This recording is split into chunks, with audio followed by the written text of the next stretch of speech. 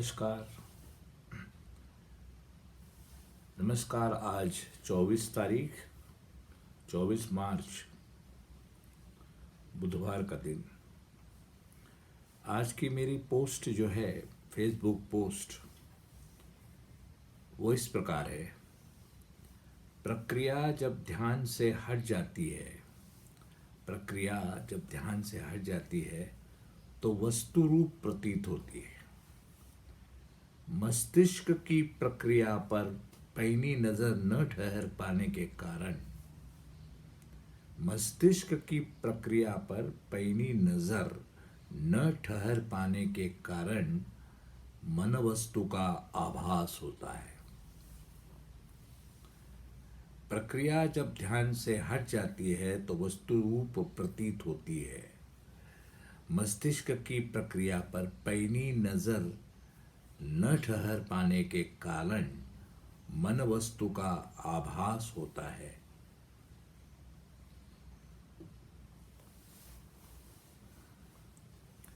जितनी बारीकी से आप किसी चीज को देखिए, यानी किसी चीज का जो बारीक बारीक अंश है, टुकड़े हैं, हिस्से हैं, उसको अगर आप देख लीजिए, बारीक से बारीक हिस्से को किसी वस्तु को आप देख लीजिए तो वो वस्तु नहीं दिखाई देती। दिखाई देता है कि यह एक पुंज है, अणुओं का पुंज दिखाई देता है, वस्तु नहीं दिखाई देती। लेकिन जैसे अणु से ध्यान हट जाता है, उसके कण कण से ध्यान हट जाता है, वो वस्तु प्रतीत होने लगती है। इसी तरह प्रक्रिया का है। यहाँ प्रक्रिया चल रही है, केवल गतिशीलता है अंदर, मन के अंदर। इस मस्तिष्क में गतिशीलता है, मस्तिष्क काम कर रहा है, उसके अलग अलग फंक्शंस हैं। वो सारे फंक्शन अपनी फंक्शनिंग अवस्था में हैं, लेकिन उस फंक्शनिंग को हम नहीं देख पाते हैं, वहाँ हमारा ध्यान ठहर नहीं पाता, तो हमको मन का आभास हो जाता है कि मन है वो। यहाँ मन नाम की कोई वस्तु नहीं है। मस्तिष्क की प्रक्रिया प्रक्रिया के सामूहिकता का नाम है, को हम मन कहते हैं। मन एक वस्तु रूप में हमें दिखाई देता है, प्रतीत होता है कि मन अंदर है। मन नहीं है, मस्तिष्क की केवल प्रक्रियाएं ही हैं, और उन प्रक्रियाओं पर हमारा ध्यान ठहर नहीं पाता। इतनी पैना ध्यान हमारा, इतनी अलर्टनेस, इतनी माइक्रो लेवल की अवेयरनेस हमारे में नहीं रहती। इसीलिए जो है हमें वो मन रूप दिखाई देता है, मन वस्तु बनकर दिखाई देता है। ये वो मतलब वो प्रक्रियाएं हमें मन रूप स्वरूप दिखने लगती हैं, लेकिन होती हैं केवल प्रक्रियाएं। इस बात को केवल इनके शब्दों को याद नहीं करना है। ये शब्द जो आपको कहने के लिए कह रहे हैं, करने के लिए कह रहे हैं, वो करके देखना है। आपके ध्यान को बहुत ही व्यापक, सघन और पैना अगर होगा या बना सकेंगे, आप बना सकेंगे मतलब आप में अगर बन सकेगा, क्योंकि बना सकेंगे तो ये बनाने वाला का फिर वो स्थूल स्वरूप आपके पीछे पीछे पीछे चलता रहेगा, और फिर जो करना है वो न हो करके जो नहीं करना है वो फिर होने लगेगा। इसलिए ध्यान जो है, ध्यान वहां पर आ जाए, पूरे पैना ध्यान हो, पुनः व्यापक ध्यान हो, पुनः गहन ध्यान हो, बहुत ही अलर्टनेस हो, बहुत ही सजगता हो, तो आपको सारी प्रक्रियाएं भले ही न दिखें, लेकिन उसकी अवेयरनेस होती रहेगी। आंखों को जैसी चीजें दिखती है वैसे न दिखें शायद भीतर, लेकिन उसके होने का, उसके अवधानता, उसकी उपस्थिति का आपको अवधान, आपका ध्यान, आपकी अवेयरनेस बनी रहेगी। और वो अवेयरनेस जो है वो मन के भ्रम को, मन नामक जो भ्रम है, उस भ्रम को शेष नहीं रहने देगी, उसका अवशेष भी कायम नहीं रहेगा, उस भ्रम का, और आपको स्पष्ट दिख जाएगा कि केवल पूरा मस्तिष्क, मस्तिष्क क्या, पूरी देह, पूरा देह, ये मस्तिष्क युक्त जो पूरा देह है, ये पूरा देह ही प्रक्रियाओं का का एक समूह है।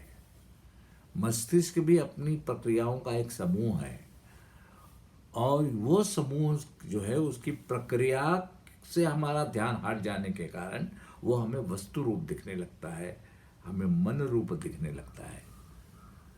आप वैसे भी अपने जीवन में देखेंगे कि पंखा चलता रहता है और उस पर कहीं से प्रकाश जाता है तो ऐसा दिखता है कि सुदर्शन चक्र चल रहा है। सुदर्शन चक्र की वस्तु वहाँ दिखाई देने लगती है, जबकि वहाँ कोई चक्र नहीं रहता। वो उसकी गति से एक आभास पैदा होता है सुदर्शन चक्र का, उसकी गति से, क्योंकि उस गति के साथ हमारा ध्यान उतनी गतिशीलता से एक रूप नहीं हो पाता उस गति से, इसलिए हमको वस्तु वो सुदर्शन चक्र दिखाई देने लगता है। इसी तरह हमें हमारा हमारा अवधान जो है हमारे मस्तिष्क की प्रक्रियाओं की बारीकी पर ठहर नहीं पाता, इसलिए हमें अंदर मन नामक एक आभास हमें पैदा हो जाता है। और फिर मन क्या है वो तो हम उसको आपको अलग अलग ढंग से तो समझाते ही आए हैं, लेकिन मन असल में है क्या? स्मृतियों का जो प्रभाव है, स्मृति का जो प्रभाव है, मस्तिष्क के यंत्रणा के कारण जो निर्माण होता है प्रभाव, मस्तिष्क की यंत्रणा से जो निर्माण होता है, उसकी प्रक्रियाओं से जो निर्माण होता है, मन का, स्मृति का, स्मृति की गतिशीलता, स्मृति की गतिशीलता, स्मृति की रफ्तार, उस रफ्तार में मन का आभास अवतरित होता है, हमें उसको प्रतीत होने लगता है, होता नहीं, प्रतीत होने लगता है। बस आज का ये जो चिंतन है, आज मैंने बात की है पूरी तरह से थ्योरिटिकल पद्धति से की है, ज़्यादा आपको बहुत ज़्यादा उसको अपने सामाजिक पटल पर लाकर नहीं समझाया है, केवल एक बिल्कुल उसको थ्योरिटिकल डिस्कशन के रूप में मैंने आपके सामने पेश किया है, क्योंकि सत्य को जानने के लिए आपको जिस अवधानता, जितनी सघनता और जितनी जागरूकता की ज़रूरत है, उसके बिना सत्य समझ में नहीं आता। जो समझ में आता है वो सत्य के बाबत समझ में आता है, अबाउट द ट्रुथ समझ में आता है। हमें अबाउट द ट्रुथ से कोई इंटरेस्ट लेना देना नहीं है, हमें सत्य से लेना देना है, सत्य के अबाउट, सत्य के बारे में कुछ नहीं जानना है। सत्य के बारे में दार्शनिक लोग बोलते हैं, हम दार्शनिक नहीं हैं, हम शुद्ध दर्शन हैं। हम दार्शनिक नहीं हैं, हम दर्शन हैं। हमें जो है सत्य से एक रूप हो जाना है। सत्य के बारे में जानकर किताबें नहीं लिखनी है, न कोई परीक्षा पास करनी है, न कोई पांडित्य का से विभूषित होना है। यह अगर आप में भाव हो तभी ये सजगता जाग सकती है, या इस सारी प्रक्रियाओं को आप बहुत ही नज़दीक से, बहुत समीप से देख सकेंगे। नमस्कार। कल होगी कल के पोस्ट की बात, आज यहीं रुक जाता हूँ। नमस्कार।